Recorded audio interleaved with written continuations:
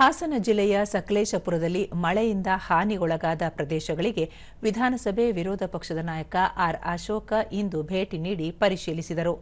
ರಾಷ್ಟ್ರೀಯ ಹೆದ್ದಾರಿ 75ರಲ್ಲಿ ಭೂಕುಸಿತ, ಮಳೆಯಿಂದ ಮನೆ ಹಾನಿ ಸೇರಿದಂತೆ ವಿವಿಧೆಡೆ ಭೇಟಿ ನೀಡಿ ಪರಿಶೀಲಿಸಿ ಮಾಹಿತಿ ಪಡೆದರು.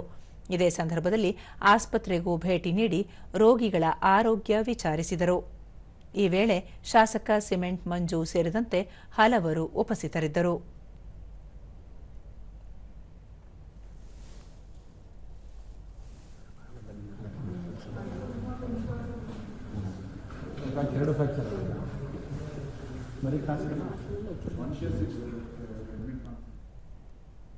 ದೂರದರ್ಶನದೊಂದಿಗೆ ಆರ್ ಅಶೋಕ, ಈ ಬಾರಿ ಅವಧಿಗೆ ಮುನ್ನವೇ ಮುಂಗಾರು ಪ್ರಾರಂಭವಾಗಿದೆ.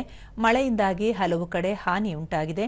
ಮುಂಗಾರು ಆರಂಭವಾಗುವ ಮುನ್ನ ರಾಜ್ಯ ಸರ್ಕಾರ ಸಭೆ ಕರೆದು ಮುಂಜಾಗ್ರತಾ ಕ್ರಮಗಳನ್ನು ಕೈಗೊಳ್ಳಬೇಕಾಗಿತ್ತು ಎಂದು ಹೇಳಿದರು. ನೆರೆ ಹಾವಳಿಯಿಂದ ಆದ ನಷ್ಟಕ್ಕೆ ರಾಜ್ಯ ಸರ್ಕಾರ ಅಗತ್ಯ ಪರಿಹಾರ ನೀಡಬೇಕು.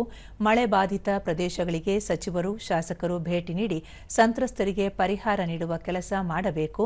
ಕೊರೋನಾ ಸೋಂಕು ಹೆಚ್ಚಾಗುತ್ತಿರುವ ಹಿನ್ನೆಲೆಯಲ್ಲಿ ಅಗತ್ಯ ಔಷಧ, ಮೂಲಸೌಕರ್ಯಗಳನ್ನು ಸಿದ್ಧಪಡಿಸಿಕೊಳ್ಳಬೇಕು ಎಂದು ತಿಳಿಸಿದರು. ಶಿಫ್ಟ್ ಮಾಡಬೇಕು, ಅದು ಏನೂ ಆಗ್ತಾ ಇಲ್ಲ. ಒಬ್ಬ ಮಂತ್ರಿನೂ ಕೂಡ ಹೋಗಿಲ್ಲ. ಇವತ್ತು ರಾಜ್ಯದಲ್ಲಿ ಫ್ಲಡ್ ಆಗಿದೆ, ಸರ್ಕಾರ ಇನ್ನ ಎಚ್ಚೆತ್ತುಕೊಂಡಿಲ್ಲ. ಪರಿಹಾರದ ನಿಧಿ ಅಮೌಂಟ್ ಏನು ಘೋಷಣೆ, ಈಗ ನಾನು ಸೆಕ್ರೆಟರಿ ಹತ್ರನೂ ಮಾತಾಡಿದೆ, ಇನ್ನು ಘೋಷಣೆ ಆಗಿಲ್ಲ. ಪರಿಹಾರ ಎಷ್ಟು ಕೊಡ್ಬೇಕು, ಮನೆ ಬಿದ್ದರೆ ಎಷ್ಟು, ಏನ್ ಪರಿಹಾರ ಗೈಡ್ಲೈನ್ಸ್ ಇಲ್ಲ. NDRF ರೂಲ್ಸ್ ಪ್ರಕಾರ ಹೋದ್ರೆ ಏನು ಸಿಗಲ್ಲ. 1 ಲಕ್ಷ ರೂಪಾಯಿ ಕೊಡ್ತಾರೆ, ಮನೆಗೆ ನೀರು ನುಗ್ಗಿದ್ರೆ 2,000 ರೂಪಾಯಿ 10,000 ರೂಪಾಯಿ ಕೊಡ್ತಾರೆ.